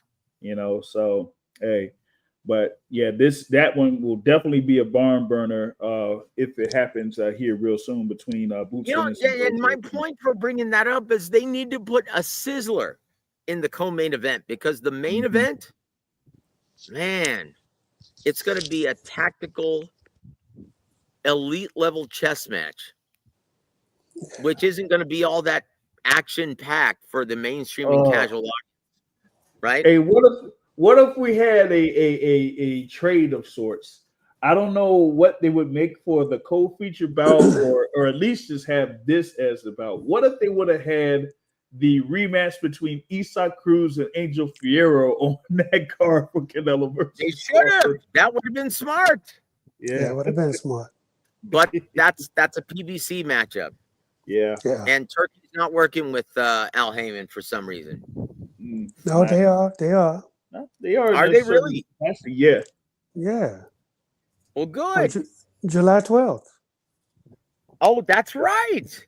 Then there's no reason not to put that. Like, that's what I'm saying. You need to put something that sizzles in the co-main event. Mm-hmm. And preferably with the future stars like Jerron Ennis and Virgil Ortiz. Because if you don't, or man, it's going to be one stinker of an event. Because let's just be honest, Coach. Do you see Canelo versus Crawford putting forth a bunch of fireworks? No. Nope. No. Now look at, they're both tactical fighters. So that's it. Now, you know, I've also suggested this at 154. Jerron Ennis versus Jesus Ramos Jr. That's a great fight. It is a great fight. For his first fight. Now, I don't think Jesus Ramos is on the same level as Jerron Boots Ennis. But then again, he's a 54-pounder. Yeah. He's a big 54-pounder, too. Yeah. Yep. Yes, he is. So that would make for a really, really interesting fight there for Boots Ennis. All right, here we go with the last one.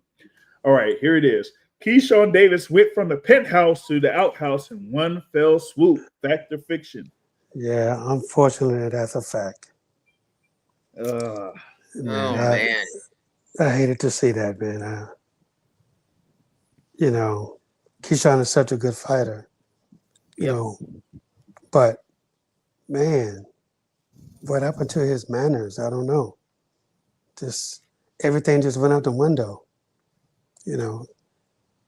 And the thing about it is when he get ready to jump on the scale, he was smiling and, you know, holding his arms up like he, you know. No humility. Then he jumped on the scale, 4 pounds overweight. I'm like, what? Yeah. And then he jumped off like he was still fighting. Well, you know, that tells me that these kids, right? And let's just be honest, they're kids. Yeah. He was embarrassed about it. He was embarrassed, and that's what they do when they're embarrassed. The thing about it, though, was you at home, man. Yep. You're at home, and this happens at home. Well, that's another thing, Coach. Some fighters just don't handle fighting in their hometown well. Because once again, I was told that he was partying the night before the weigh-in. Wow. Well, I mean, they did all of this stuff here, talk about a whole fight week, you know, for the Davis brothers. You had like how they had big events with the grand arrivals and the, you know, the workouts, the public workouts or whatever it is, and the press conference and that type of stuff. They did all that over in Norfolk.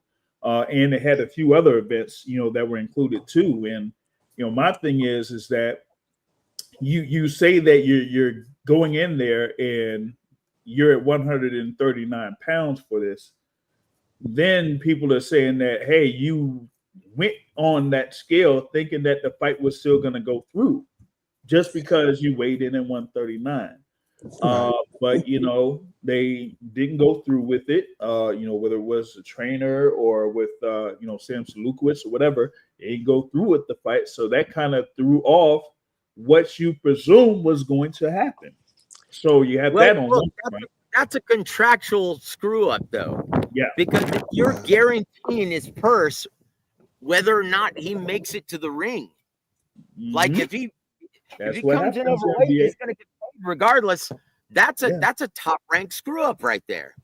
Because Yep. Coach Ronnie, can you blame Sampson for pulling his fighter if he's going to be guaranteed a paycheck?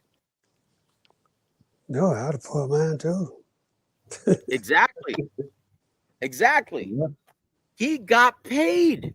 He got paid all of his money, Edwin de los Santos. Yep. He got paid his entire purse. You see? So, of course, he's not going to want to fight. No, I mean, look, man, I mean, that's, when you fight for a world title, you asking for a lot when the guy Mhm. comes in 4 pounds overweight. So, Yep. so what you gonna do? You gonna put a weight restriction on him? He can't gain no more than 4 more pounds or 5 more pounds, and then he gonna tell you, no, man, you getting paid regardless anyway. You can Yeah. win the title. You can win the title. I can't. So no.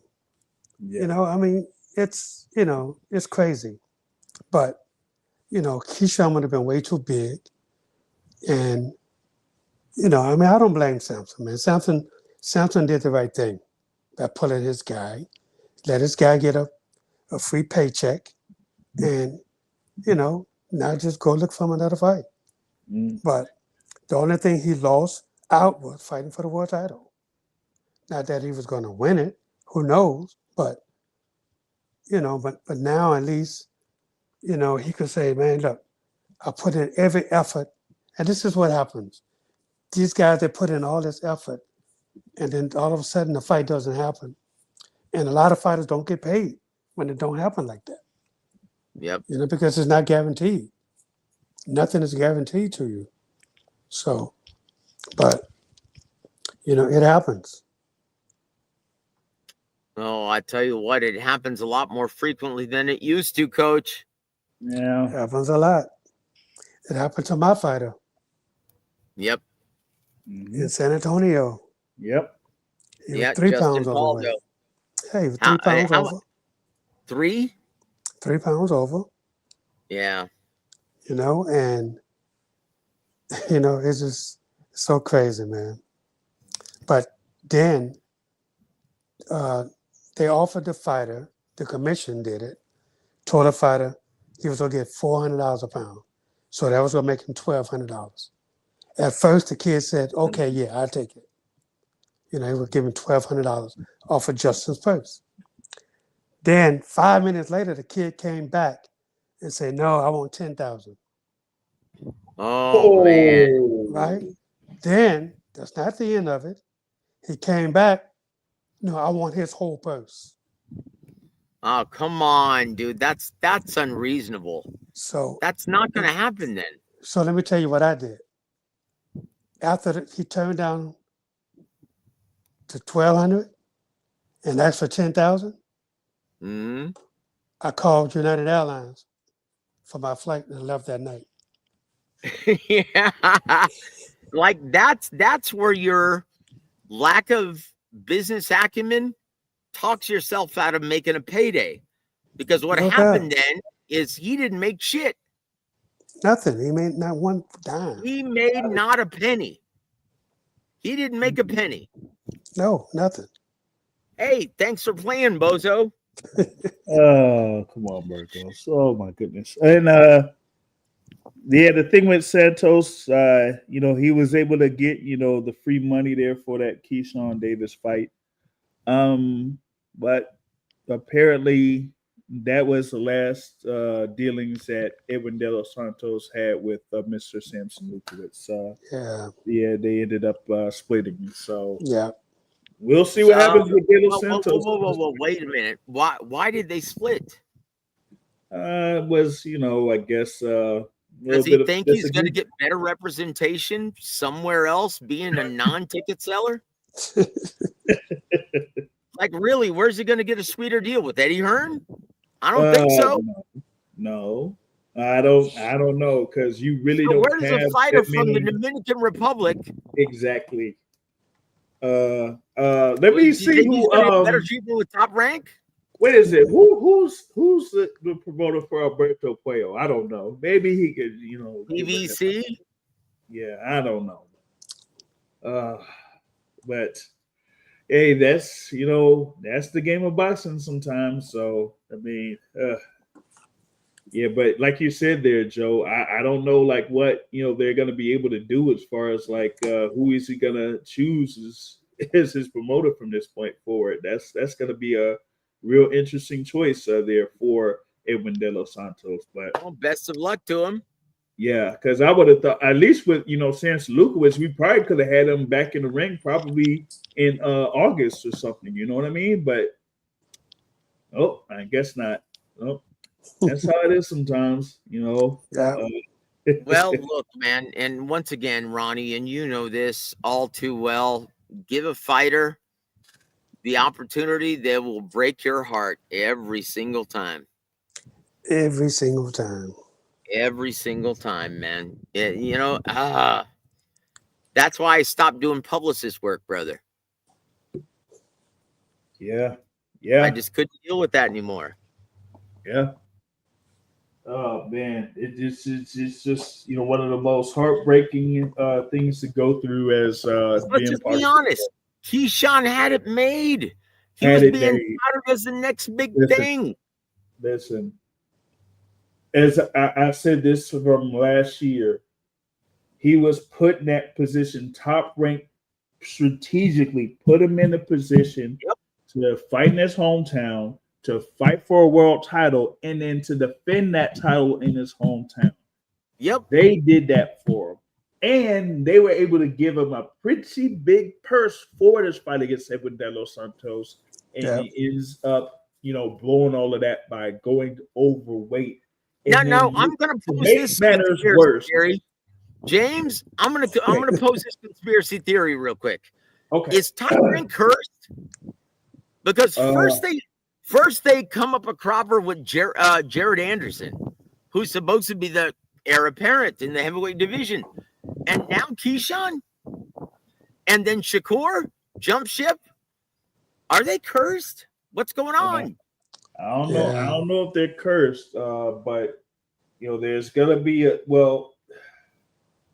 there seems like there's something going on within Top Rank that's kind of like a disconnect of sorts. But I can't necessarily go too much into it. And they're Talk in a about real and they're in the midst of a real transition here as they're ending their network deal with ESPN on July 26th. Ronnie, let me ask you one final question. Yeah. If you've got a company in Vegas, can you run it properly from Colorado? No. And there it is. And there it is. Not at That all. says it all. Oh man. Oh, well, more power to them here from this point forward. We'll see what they do, after July. I think they're still going to have plans for, a number of their fighters. But Where? They don't have any TV dates. Coach, do you turn into a club promoter very quickly if you don't have a network to pay the licensing fee? Just ask Lou DiBella. Yeah. Well, look, let me tell you something, man. Bob Arum has been in this business a very long time. So I'm confident that Bob Arum is going to get a deal somewhere. He knows everything. He's been in this business a very long time. So I'm sure. Coach, unfortunately, I think he's handed the reins off to his son-in-law.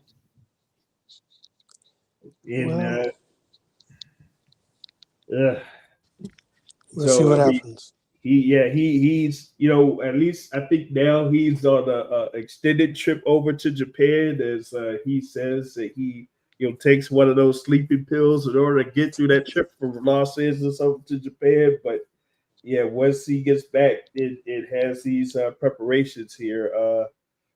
I really would be interested to see what happens next, because as of right now, I haven't had any word on what could happen or if anything is close to a deal or anything like that. So I'll still keep my ear on the ground for that. But in the meantime, we still got, a lot of action that's coming up. That's why we're definitely looking forward to seeing what's going to be happening in the Prudential Center in Newark, New Jersey, as you're going to have our guy Vito Bill Nicky Jr. in action there in the main event. So definitely looking forward for Coach Ronnie there at the Prudential Center that we're gonna see live here on ESPN and whatnot. So definitely looking to that. And you said David Stevens is in action on Friday, correct? Friday on the zone. Friday on the zone. So definitely have a lot of action there with Coach Ronnie's fighters, and be sure to tune in for all of that. But that is our extended edition of Real Boxing with Ronnie Shields. Of course, big thanks for being part of this here. For everyone that's been able to watch live, thank you for that. Be sure to share this episode of Real Boxing with Ronnie Shields here. And of course, I wanted to be able to do it with my esteemed co-host, Mr. Joseph Herod of War Week Boxing there. So very thankful for him to be part of this here. And any parting words here from you, Coach Ronnie, before we go? As always, you can follow me at official Ronnie Shields on Instagram. That's right. Woo-hoo! Follow me on Instagram at official Ronnie Shields. And with that being said, Coach Ronnie Shields, Joseph Herod of War Week Radio. I am your host, J.R. Bell of the Boxing Source. Have a good evening, everybody.